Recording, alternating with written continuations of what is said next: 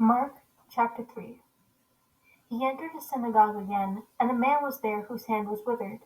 And they were watching him closely to see if he would heal him on the Sabbath, so that they might accuse him.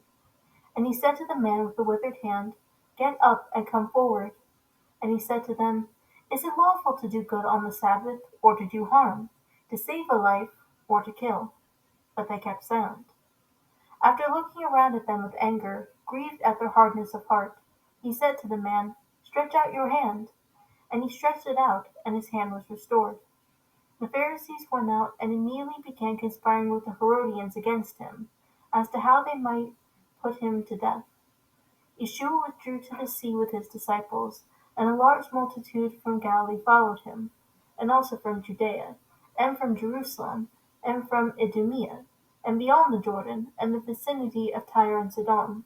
A great number of people heard about everything that he was doing and came to him. And he told his disciples to see that a boat would be ready for him because of the masses, so that they would not crowd him.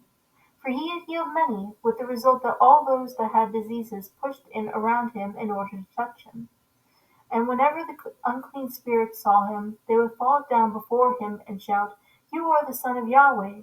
And he strongly warned them not to reveal who he was. And he went up on the mountain and summoned those whom he himself wanted, and they came to him. He appointed 12, so that they would be with him, and that he could send them out to preach, and to have authority, and to cast out demons.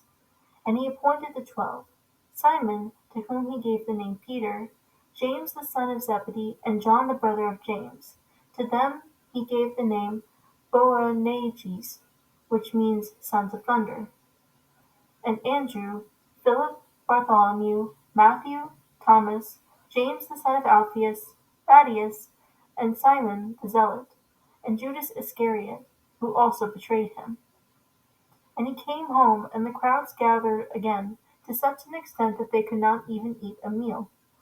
And when his own people heard about this, they came out to take custody of him, for they were saying, He has lost his senses. The scribes who came down from Jerusalem were saying, He is possessed by Satan, and he cast out demons by the ruler of the demons. And so he called them to himself and began speaking to them in parables. How can Satan cast out Satan? And if a kingdom is divided against itself, the kingdom cannot stand. If a house is divided against itself, that house will not be able to stand. And if Satan is raised up against himself and is divided, he cannot stand, but he is finished. But no one can enter the house of a strong man and plunder his property unless he first ties up the strong man, and then he will plunder his house. Truly, I say to you, all sins will be forgiven the sons and daughters of men, and whatever blasphemies they commit.